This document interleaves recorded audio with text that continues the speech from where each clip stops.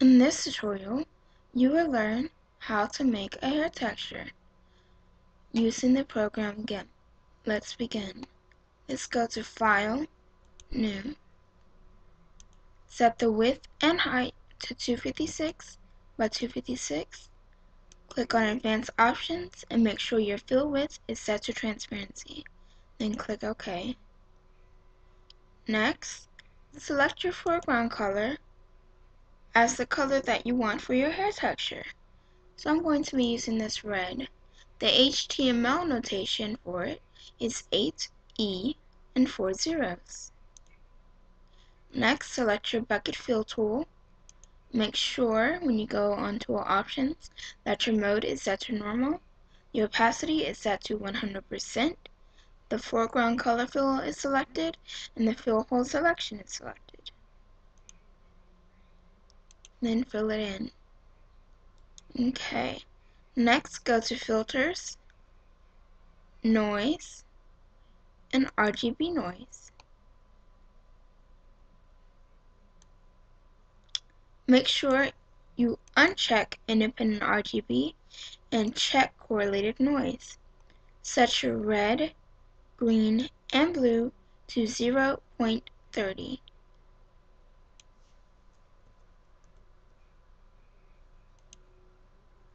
Click OK. Next, we're going to go to Filters, Blur, and Motion Blur.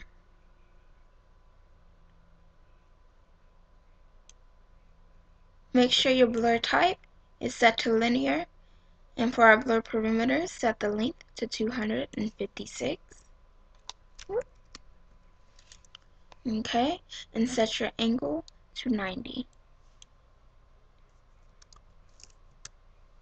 Click OK. Next, after it loads,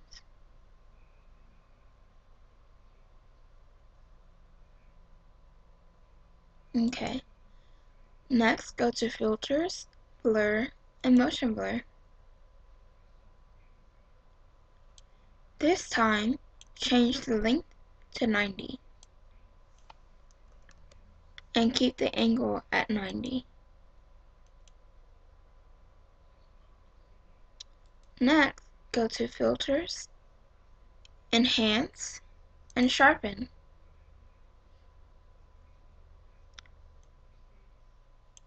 Play around with the scale until you see what you like in the preview window.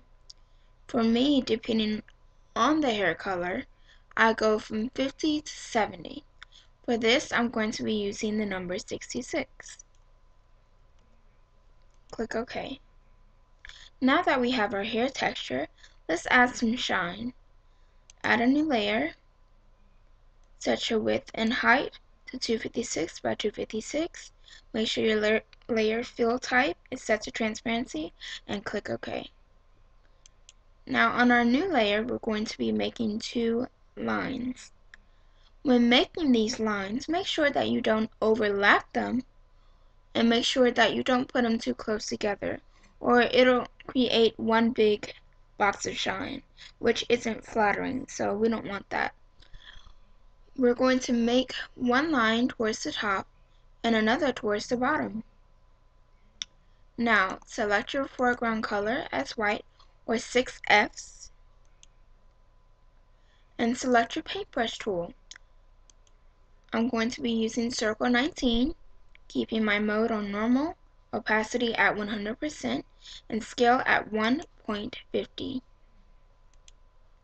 Okay, I'm going to find a spot at the top. I'm going to click once, then press and hold the Shift key, move my mouse to the other side. Now when doing this, make sure you don't click and drag your mouse out. Just click, Shift and hold the Shift button down, move your mouse out to the other side, and press and hold the Control key to make a straight line. This way you don't have to struggle too much to get that line to be straight. Once on the other side you have your straight line, click and release. Okay, now we're going to make one towards the bottom. I'm going to go about here. Again, click once, press and hold the shift key, move your mouse to the other side, press and hold the control key, and click. There we go.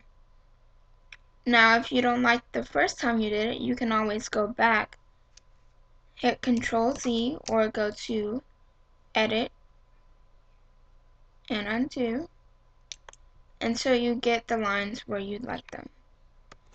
For me, I'm going to redo the top one and bring it down just a bit. So click once, press and hold the shift key, move to the other side, press and hold Control, and click. Right here, click, press and hold shift key, move out, press and hold Control, and click. There we go. Now, go to Filters, Noise, and Spread.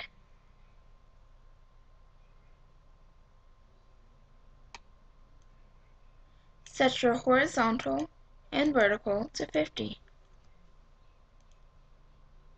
Click OK.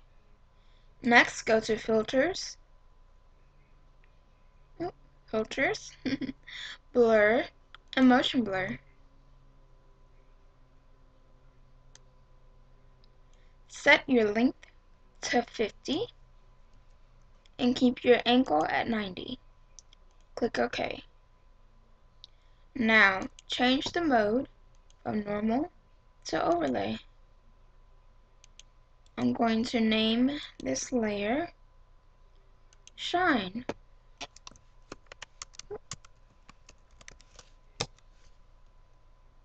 Now I'm going to duplicate it 3 times. Now, when I click on the eye, I can make it invisible. Click on it again and it's visible. I'm going to do this until I get the amount of shine that I like. So, in between there, I like it with 2. Also, if you like, you can turn down the opacity. Just play around with it until you see what you like.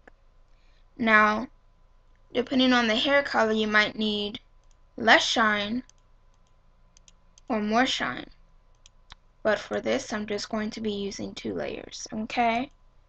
Then, go to File, Save As, give it a name, select the file type. I'm just going to type in .png, or you can click down here, scroll down and select. Now, some people use JPG and some use PNG.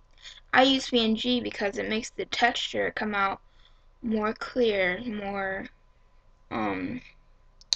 gives it a better quality. But it's whatever your preference is. Then select the folder that you want to save it in. I'm going to save it there. What I would suggest to do is make a new folder just for your hair textures. And then maybe inside of that folder make subfolders for your red hair texture, blonde, brunette, so on and so forth. Now, I've done this and it's helped me a lot, I have to tell you. So that's what I would suggest. I mean, you don't have to, but it's a lot better when you go search for textures. You're like, okay, I'm making a hairstyle. Okay, now I need to choose the color. Instead of having to scan through all of the stuff that you have in there, you have that folder. You can just click right there.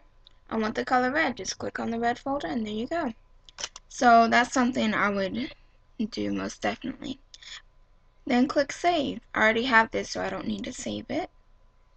Another thing you could do is after you save that, you could just save the 4 shine layers as a PSD format. And what that will do is save all 4 layers and not merge them together. That way, when you make another one, you could go to File, Open as Layers, and then open the 4 layers of shine. Now, you could save it as a PSD format with the hair texture you made, and maybe even make more colors and then save it like that, and then later on you can go back and play around with it. There's many things and tons of ways you can do this. Just remember to have fun, enjoy yourself, and look out for more tutorials that'll be coming out. Thank you for watching, and have a nice day.